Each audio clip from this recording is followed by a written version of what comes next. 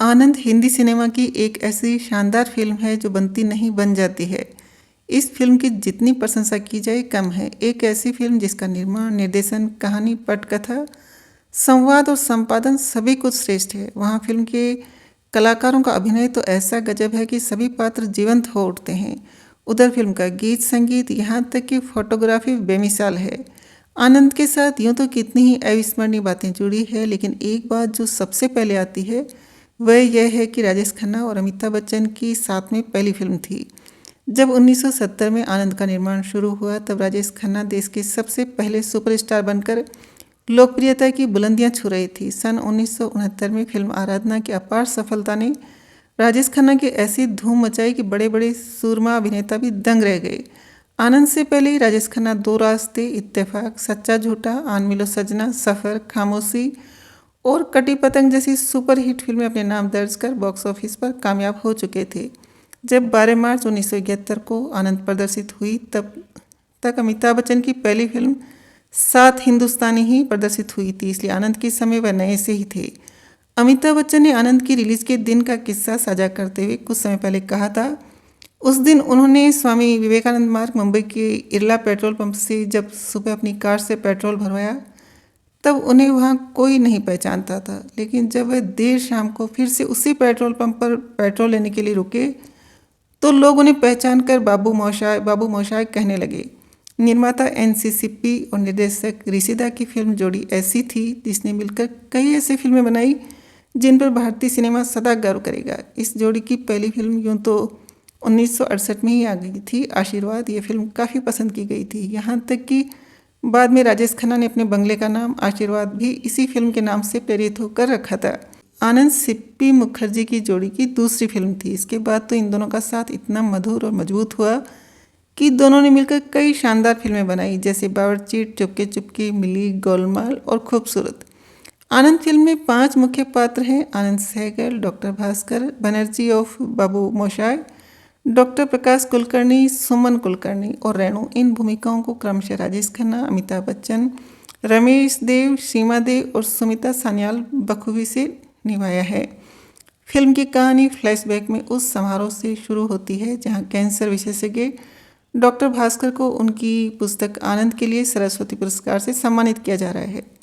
तब भास्कर दिल्ली से मुंबई आए अपने एक कैंसर रोगी आनंद की कथा बताते हैं, जिसकी आंत में लिम्फोसरकोमा यानी कैंसर है, वह भी अंतिम चरण में, जहां वह अधिकतम 6 महीने जी सकता है।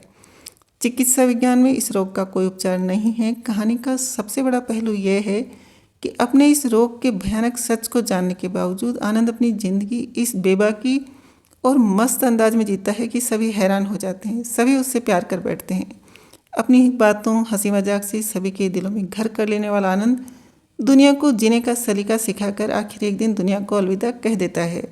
आनंद की कथा बिमल दत्त, ऋषिदा, गुलजार, डीएन मुखर्जी और बीरेन त्रिपाठी ने मिलकर तैयार की थी, लेकिन यह फिल्म अपनी पटकथा के साथ साथ अपने संवाद, राजेश खन्ना, अमिताभ बच्चन के लाजवाब अभिनय के कारण भी महान बनी। यूँ तो राजेश खन्ना इससे ठीक पहले सफ़र फिल्म में भी कैंसर रोगी अविनाश की भूमिका कर चुके थे, लेकिन आनंद में आनंद बनकर उन्होंने अपने इस चरित्र को ही नहीं, फिल्म को भी शिखर पर पहुंचा दिया।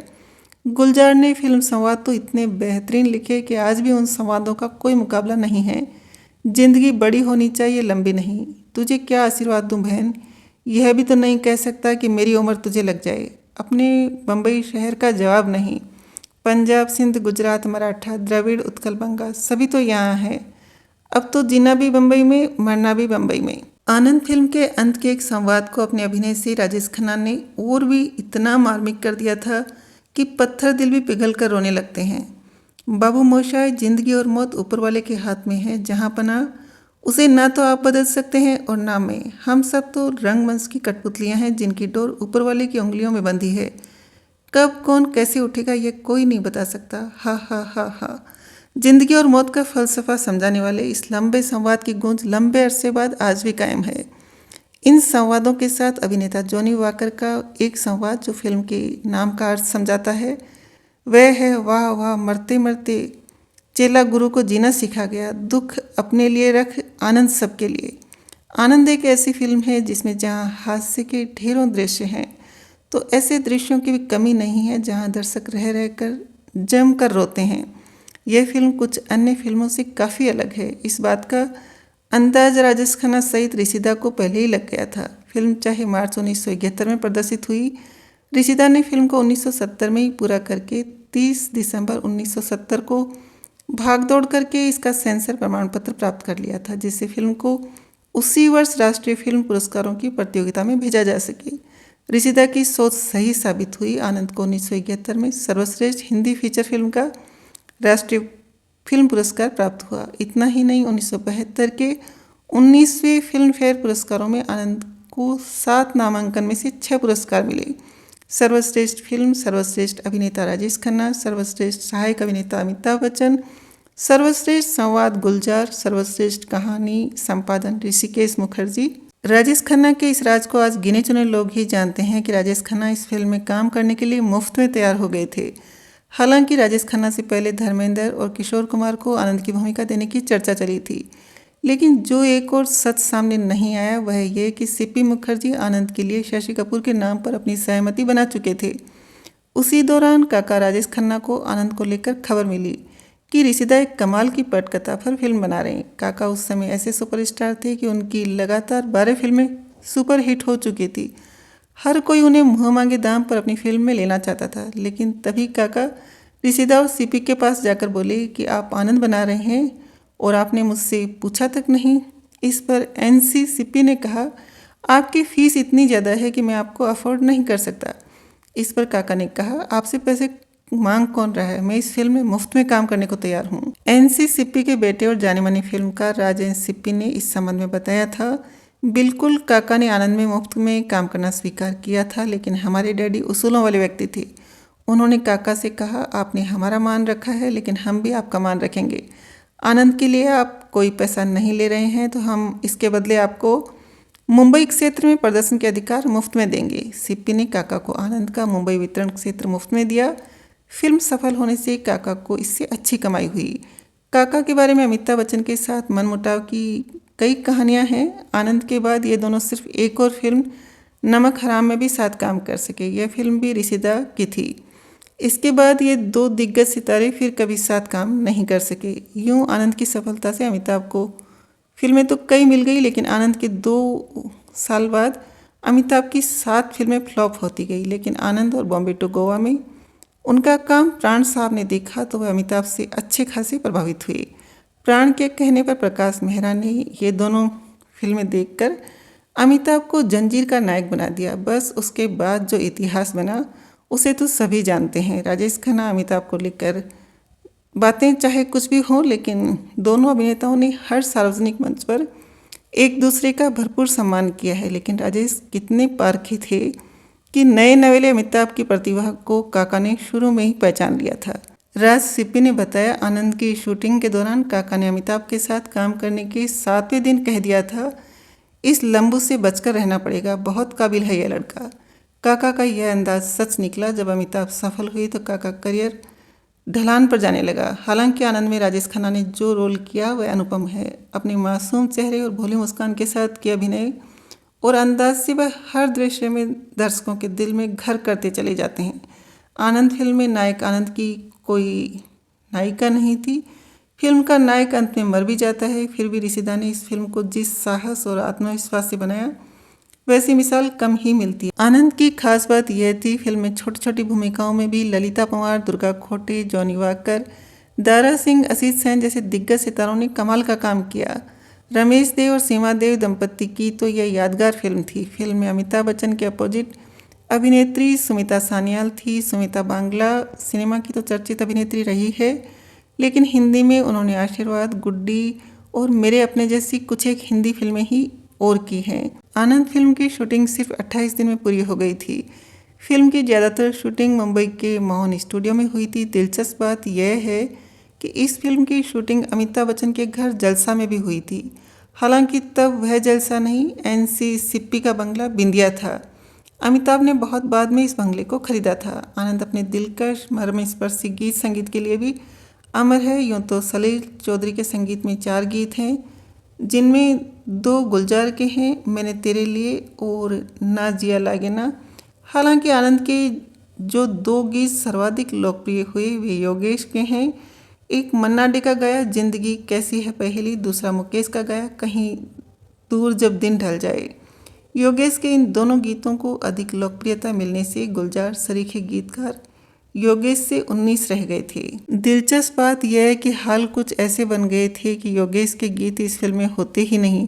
असल में जिस धुन पर ना जिया लागे ना गीत है, उस धुन पर गीत लिखने का जिम्मा सलीलदा ने गुलजार और योगेश दोनों को दिया था, लेकिन सलील चौधरी ने गुलजार की ना जिया लागे ना को ज़्यादा पसंद कर उसे रख लिया, लेकिन योगेश ने भी इस धुन पर कोई और गीत लिखा था, इसलिए सिप्पी ने योगेश को उसके पारिश्रमिक के रूप में 2500 रुपये का चेक थमा दिया। इस पर योगेश ने कहा, जब मेरा गीत आपने लिया ही नहीं तो मैं इसके पैसे नहीं लूँगा। यह देख सिप्पी को दुख हुआ। उन्होंने सलीलदा को कहा, योगेश एक ईमानदार और मेहनतकश लड़का है, उसे कोई और धुन दो, उसे भी एक गीत तो हमें देना ही है। इसके बाद एक और धुन पर योगेश ने जिंदगी कैसी है पहेली लिखा। गीत तो सभी को बहुत पसंद आया। राजेश खन्ना ने कहा, यह गीत तो मुझ पर ही फिल्माना चाहिए। इस एक अच्छे गीत को देख सभी की सलाह पर सलीलदा ने योगेश को एक और गीत लिखने के लिए अपने एक बांग्ला गीत की धुन दी। वह बांग्ला गीत था अमाय प्रश्नों करे नील ध्रुव तारा। इस गीत की धुन पर योगेश ने कहीं दूर जब दिन ढल जाए गीत लिखा, तो उसे सुन सभी ने योगेश की प्रतिभा का लोहा मान लिया। योगेश के साथ वर्षों समर्पित रहे गायक सत्येंद्र त्रिपाठी इस गीत को लेकर एक बेहद खास बात बताई है। इस गीत में कहीं तो ये दिल कभी मिल नहीं पाते, कहीं से निकल आए जन्मों के नाते, एक मर्म स्पर्शी अंतरा योगेश जी ने एक दिन तब और जोड़ दिया जब उनके परम मित्र सत्य प्रकाश तिवारी उनके सामने बैठे थे। त्रिपाठी बताते हैं, योगेश जी अपने मित्र सत्य प्रकाश को सत्तू कहते थे। योगेश ने जब सत्तू के लिए ये पंक्तियां समर्पित की तो सत्तू घर की सीढ़ियां उतर काम के लिए निकल पड़ी थी। योगेश जी तुरंत उनके पीछे पहुंच सीढ़ियों में ये पंक्तियां सुनाई तो सत्तू भावुक हो गई। वह योगेश जी को गले लगाकर बोले, लल्ला तेरा ये गीत कभी भुलाए नहीं भूलेगा। योगेश के ये दोनों गीत भारतीय फिल्म संगीत इतिहास में मील का पत्थर बन चुके हैं। जिंदगी कैसी है पहेली तो काका के व्यक्तिगत जीवन की व्यथा कथा भी दर्शाता है। इस फिल्म के करीब 40 बाद काका ने स्वयं कैंसर से दम तोड़ दिया था। उधर इस गीत के फिल्मांकन का भी दिलचस्प किस्सा है। जिंदगी कैसी है पहेली की शूटिंग के लिए काका जब सवेरे मुंबई के मड आइलैंड समुद्र किनारे पहुंचे तो उन्होंने ऋषिदास से कहा, दादा आज मुझे 4 घंटे बाद ही जाना पड़ेगा। ऋषिदा काका की बात सुन चुप हो गए। काका तब हैरान रह गए जब ऋषिदा ने काका के साथ इस गीत की शूटिंग सिर्फ 4 घंटे में पूरी कर दी। सिर्फ 4 घंटे में फिल्मांकित वह गीत 5 दशक बाद भी उतना ही लोकप्रिय जितना पहले था। चलते चलते आनंद की एक खास बात और, यह फिल्म राज कपूर और बॉम्बे शहर को समर्पित है। मुंबई शहर इसलिए कि यहाँ दूर दूर से अनजान लोग आकर जन्मों के नातों में बंध जाते हैं। राज कपूर को इसलिए क्योंकि ऋषिदा के साथ अनाड़ी फिल्म करते हुए राज कपूर ऋषिदा को बाबू मोशाय कहकर बुलाने लगे थे। ऋषिदा को राज कपूर का बाबू मोशाय कहना इतना पसंद आया कि जब आनंद की कहानी लिखने बैठे तो उन्होंने अमिताभ बच्चन को बाबू मोशाय बना दिया। यह संयोग ही है कि आनंद के 2 बरस बाद अमिताभ बच्चन जया बहादुर से शादी करके स्वयं बंगाली परिवार से जुड़ बाबू मोशाय ही बन गए। अमिताभ चाहे फिल्मों में जय और विजय जैसे अपने चरित्रों से भी जाने जाते हैं, लेकिन वह आज भी सर्वाधिक लोकप्रिय बाबू मोशाय के रूप में ही हैं। बाबू मोशाय भी मरा नहीं, बाबू मोशाय मरते नहीं।